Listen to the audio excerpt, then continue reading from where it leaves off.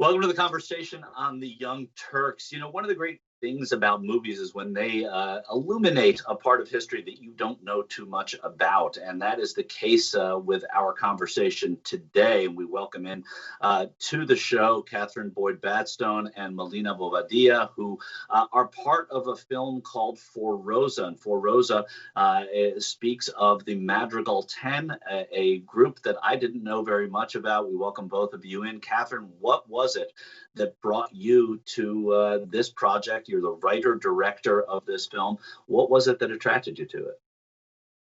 Yeah, so I initially saw the documentary No Más Bebés, which is a documentary interview with six of the mothers who were sterilized without their consent while giving birth at the USC East LA County Hospital in the 1970s. And I also had not heard about this story, and I'm from Long Beach, which is about 16 miles away from the hospital, and I I really wanted to be able to help honor the women and like the strength that it took to stand up in court. And so it was so great to be able to connect with Melina, who has some close ties to the story as well, and be able to tell the story so hopefully more people know about it. Melina, first of all, No Más Bebés is no more babies, and this was Right. about sterilizing women unbeknownst to them. Your ties to that story and what it was that bringing this to the screen that made this the kind of story you wanted to be a part of. Mhm. Well, I'm a Chicana. I'm a proud daughter of immigrants from Mexico who actually moved. My mom's side literally lived across the street from LA County General at the time. And my dad's side also grew up on the east side. So I feel that had I been transposed into another time and I was living in the 70s and I was giving birth at that hospital, just based on who I am and how I walk in the world as a brown Chicana, I don't see any scenario where I likely wouldn't have been also victimized by this particular case of medical racism. I also think that it's such a fascinating story. Being someone who was born and raised in Los Angeles and has also extensively studied Chicano history, Mexican American, Latinx history. This story isn't something that I really delved into until I was out of college.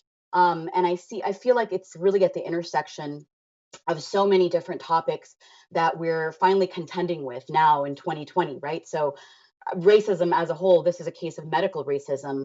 Also, if we're going to talk about feminism, womenism, women's rights, particularly as they pertain to reproductive justice, we can't have that conversation without looking at this case and really re-examining what choice means and how large that umbrella is and how that looks different sometimes for Black, Indigenous, Latina, and other women of color as opposed to white women.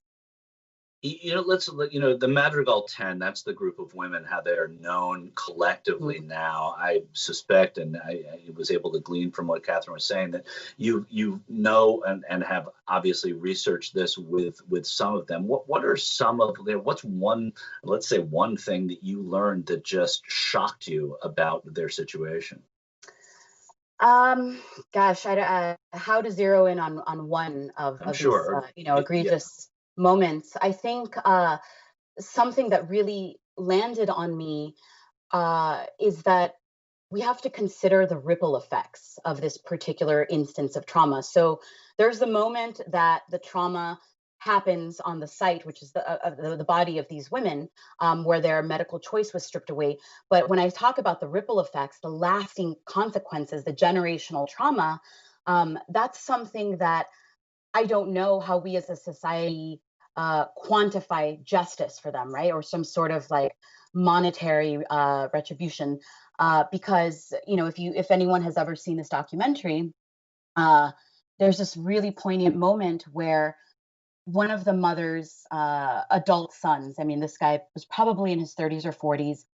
He grew up never having known what his mother went through. And just the rage and the deep pain that he was expressing, and the moment of both of them just crying in each other's arms is a testament to this generational legacy of trauma that I think I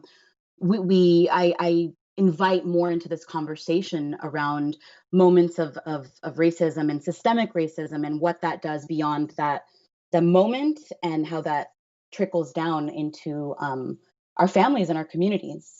Yeah, Catherine, hearing Melina talk about the systemic racism, but really the medical racism and the ripple effect, I can't help but think about the Tuskegee syphilis studies as well, which there was a comeuppance for what happened in Tuskegee in Alabama all those years ago.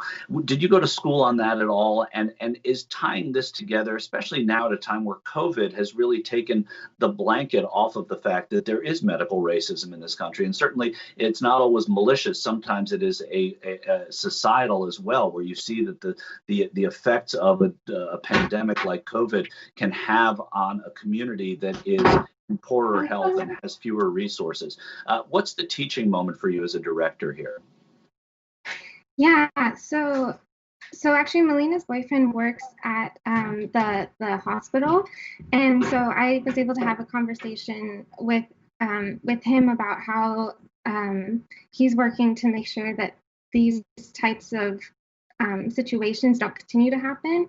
And Melina and I had a conversation about whether her character was going to be only speak Spanish or be bilingual, and we decided that she was going to be bilingual so that this can be seen as not just a language barrier, but this is something that's been happening to women across the U.S. It happened with Black women in the South with Planned Parenthood and abortions being pushed harder for them, or with birth control being pushed harder for them, and it's happening with Indigenous women in Canada. And so this isn't a one-time event. This is happening to so many communities around the world.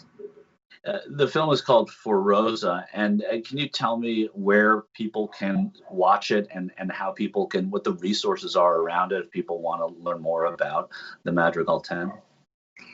Yeah, so we don't have a release date quite yet, but you can view the trailer on our website, forrosafilm.com, or follow our Instagram page, For Rosa Film, and we'll be releasing updates on screenings, and we're hoping to do a virtual screening this summer. That's great. But again, if I could just say one more thing, that's where the TYT community, and that's where you all can come in and support and help uplift the story, because yes, it's about medical racism, but this is absolutely connected to this moment. We're seeing in terms of a reckoning of people calling for an end to white supremacy, and really taking a hard look at how that permeates into every part of our society. Absolutely medical racism. But if you look at Hollywood, you don't see stories like this. You don't see a lot of brown actors that look like me or the rest of our cast. So right now is absolutely a moment to pressure the gatekeepers and the powers that be, because we do need distribution. And I think we're all ready to just kind of start making those asks for justice in a very clear way, because we're all ready for it. Yeah, it's a really great point about the timing, and I brought COVID in, but it's also obviously at a time when there is a racial reckoning going on, and an examination of how we operate. So this is actually the perfect bridging of those two, because it's about medicine, which we're dealing with on COVID, and it's about race, which we're dealing with in the aftermath of the George Floyd murder. So I think that you're right in that sense. So I think it's great that you pointed that out.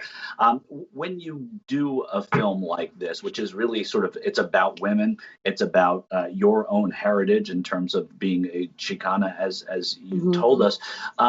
What is it about that makes it sort of more exciting as an actress, more that you put something different into it, I guess, as someone who is not an actor?